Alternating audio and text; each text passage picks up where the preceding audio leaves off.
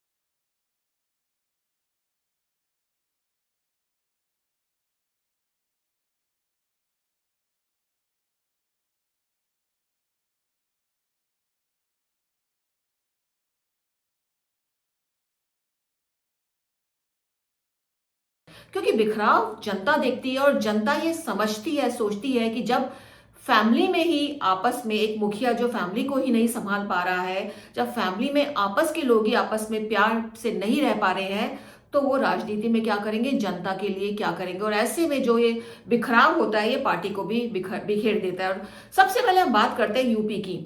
सबसे बड़ी यूपी का इसलिए भी महत्व है देश में, क्योंकि कहते हैं ना कि लोकसभा जिसको जाना है उसका रास्ता यूपी से होकर गुजरता है। तो मुलायम सिंह यादव बहुत बड़ी राजनीतिक पार्टी थी, लेकिन जैसे ही मुलायम सिंह यादव की आंखें बंद हुई, बंद होने से पहले थोड़े बहुत झगड़े शुरू हो गए थे अखिलेश यादव और उनके चाचा शिवपाल यादव के बीच। लेकिन आंखें बंद तो होते ही अखिलेश यादव की राह अलग हो गई, शिवपाल यादव की अलग हो गई। यही नहीं, अखिलेश के छोटे भाई ने भी अलग राह पकड़ ली और उनकी मुलायम सिंह यादव की छोटी बहू यानी अपर्णा यादव ने बीजेपी का दामन थाम लिया।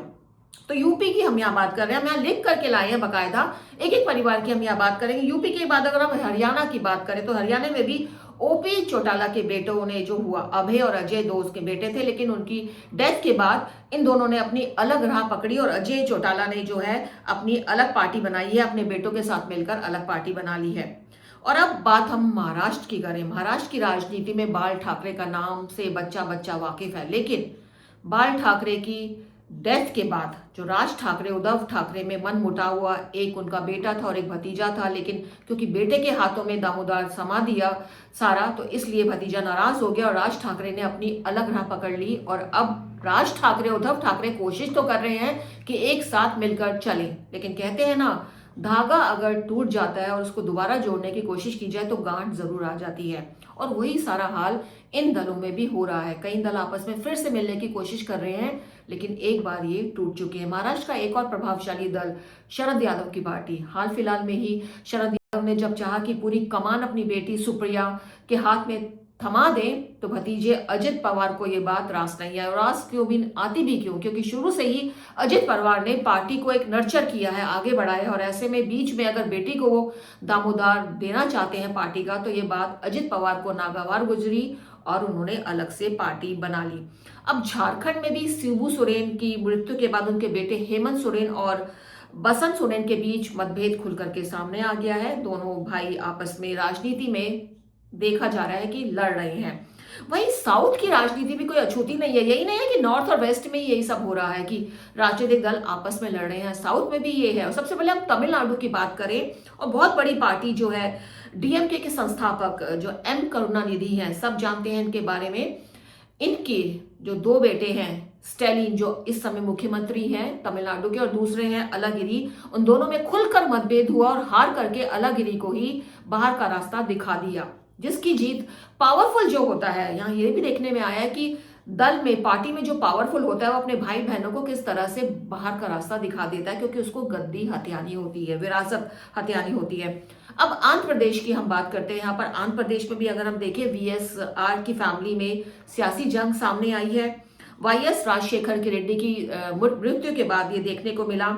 जगमोहन रेड्डी जो पूर्व मुख्यमंत्री थे आंध्र प्रदेश के, और जो शर्मिला उनकी बहन थी, उनमें खुल करके कलह सामने आया और बहन शर्मिला ने 2021 में अपनी पार्टी बना ली।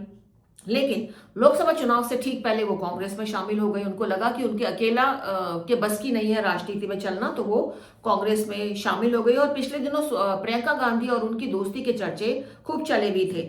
और वहीं अब तेलंगाना की बात करें तो यहाँ पे एक और परिवार, केसीआर परिवार, बहुत ही डोमिनेंट परिवार है राजनीति में। कहते हैं उनके बेटे, दामाद, बहू सब पॉलिटिक्स में बहुत ज्यादा एक्टिव है, कुछ ना कुछ पद मिला हुआ है, लेकिन अभी फिलहाल ये सत्ता से बाहर है। तो इनकी जो तेलंगाना राष्ट्र समिति के प्रमुख है चंद्रशेखर राव, इनके बेटे केटी रामाराव ने अपनी बहन जो है कविता को अलग कर दिया है, और कविता ने अपनी अलग पार्टी बना ली है। यहाँ पे भी टकराव देखने को मिल रहा है।